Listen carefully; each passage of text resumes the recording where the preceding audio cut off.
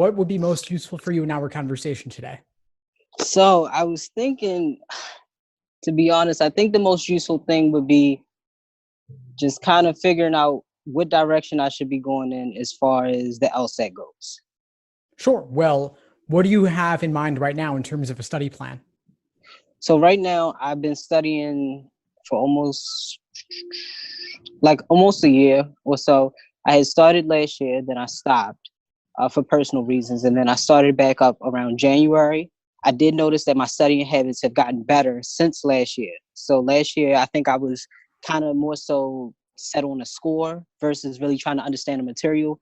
And this time around, I think my perspective about studying has changed. So I do think I'm learning the material a little bit better, but I don't think that my structure is really there just yet. So I think as of right now, I'm like studying, but I'm not really in it as much as I want to be. Like I kind of want a video. I need like videos or homework or something that kind of like pushes me to go rather than just reading a book every single day.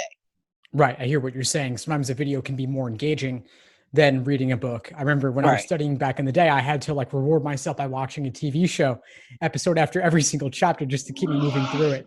So I Right. would say you need a plan of attack so that step by step, day by day, you know exactly what to do every single day over the course of your prep. And so I've put together study plans that do exactly that. They'll tell you, read this chapter, watch these videos, then complete these specific LSAT practice problems out of the exams. Okay. And I have them for all different timelines. And so that might be one direction you could take. Okay. And then I felt like as far as I am kind of worried in a sense with, everything with the pandemic and stuff going on, that my plan is not to take the LSAT until August. That was my plan initially anyway, wasn't to take the LSAT until August. But they are doing the LSAT flex in May.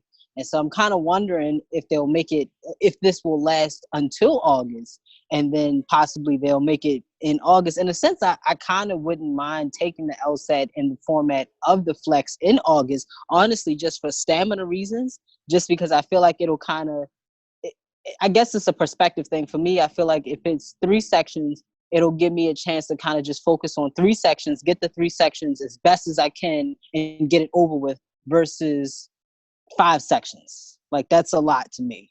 Yeah, I agree. Excuse me. I agree. It's definitely a more pleasant test day experience to do 3 sections, not 5. Right. From an endurance perspective, you're done faster.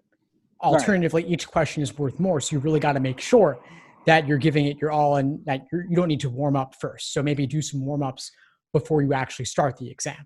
Be one way to Right. handle it. Right. So that's the only thing I think I am a little bit more concerned about. I don't plan on applying until next year. But overall, I think I am a little nervous as to how the whole process will work.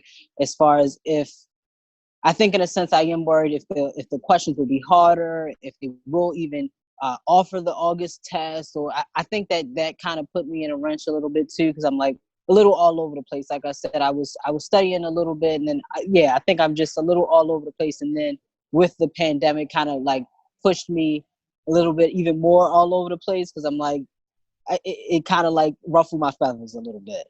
I hear you. I think everybody's kind of all over the place right now, and there is a lot of unknown, a lot of uncertainty around the July LSAT, the August LSAT. Yeah, they might be online. We don't really know. So I'd say Right. for now, at least, be ready for anything. But the good news is that you don't need to worry too much about the full length timed exams till you get closer anyway. So hopefully you'll know more in the month or two prior to your test date. But for now, just focus on the content, focus on the accuracy with individual questions by type and individual timed sections. And then as it gets closer, you could play with doing some 3 section exams, some 5 section exams until you know which one you're going to take.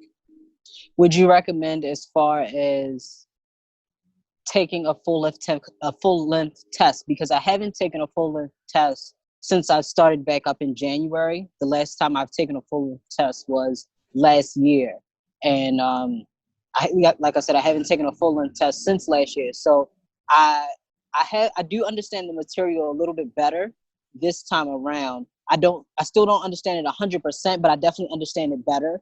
But I don't know if I'm quite ready to take a full length test. I feel like if I take one, I might understand the material better, but I won't understand it quite enough where I'll see that much of an improvement. I might see some improvement, but maybe not that much. I mean, you're not learning from doing the exams as much as you're learning from the review process afterwards. Okay. You could obviously full-length exams are good for working on your pacing and working on your endurance, and they might help you play with different strategies around improving pacing and improving endurance. But when it comes to understanding the questions that it's themselves, it's moving too fast with a 35-minute section to let you really get into the weeds on them and to really analyze them in depth.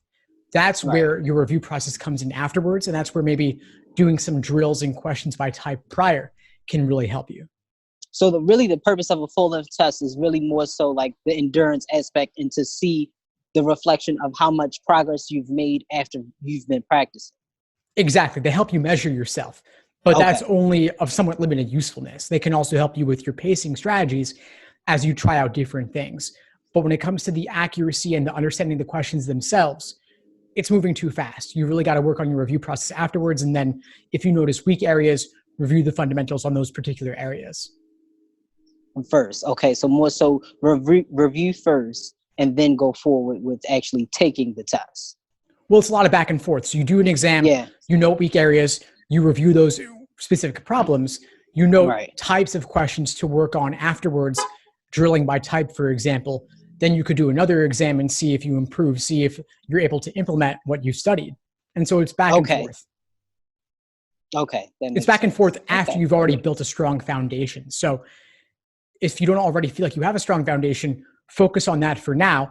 And then as the exam gets closer, you'll mix in the process of doing the exams and reviewing. Okay. That makes sense. Okay. I think that's where I was confused at, because I think that I was so adamant about taking a full-length test because I believe that if I took a full-length test, it would actually show me where I wanted to be. And I was like, oh, if I take the test, and it'll kind of give me an idea of how far I was, how close I wanted to be. But in reality, if I'm not really understanding it and reviewing it, then I won't get a full reflection of where I want to be anyway. Exactly. Right. That makes sense. Okay. I think that definitely helped out a lot. Awesome, Jace. Great. What other questions do you have for me? Anything else? The videos and the homework. So you said on your website, do you have anything about videos? And I kind of glanced at it. I did because I had heard about you before. I actually saw you on somebody else's LSAT website. You had did an interview, and I said, oh, let me check this out. And I kind of just went through it, and I saw a few things, and I like the podcast part about it because I like to listen to a lot of things. So I was like, oh, let me check it out. But I'm interested in like the videos aspect because, like I said, I need a lot of different things. I can't keep just reading books and stuff like that. Yeah, sure. So I have tons of videos. It's actually my major focus is creating videos and podcasts. And so I have the LSAT Unplugged YouTube channel where I'm putting out tons of free information all the time. But if you want my premium material and you want everything organized cleanly, I have courses. And they include on-demand video lessons as well as live online classes and Q&As and group coaching as well. And so I can send you a link for more on that if you want to check that out. Okay, that would be great. Yeah, awesome. Well, I'm really glad we connected, Jace. Before we sign off, what would you say is the biggest insight you got from our call today? I think the biggest insight was honestly just that perspective about not rushing to take a full-length test. I think that a lot of people have this mindset that if you take a full-length test, that it's really going to show an impact of how far you've gotten and everything. And it does, but it doesn't necessarily show it unless you've actually put in the work and put in the time of understanding the material and actually practicing and reviewing what you may have gotten right and what you may have gotten wrong in order to make some type of progress. Awesome. I'm glad I was able to help. We'll keep in touch. Let me know if you need anything as you move forward. I will do. Thanks so much. I appreciate it. My pleasure, Jace. Have a good one. You as well. Bye-bye. Bye.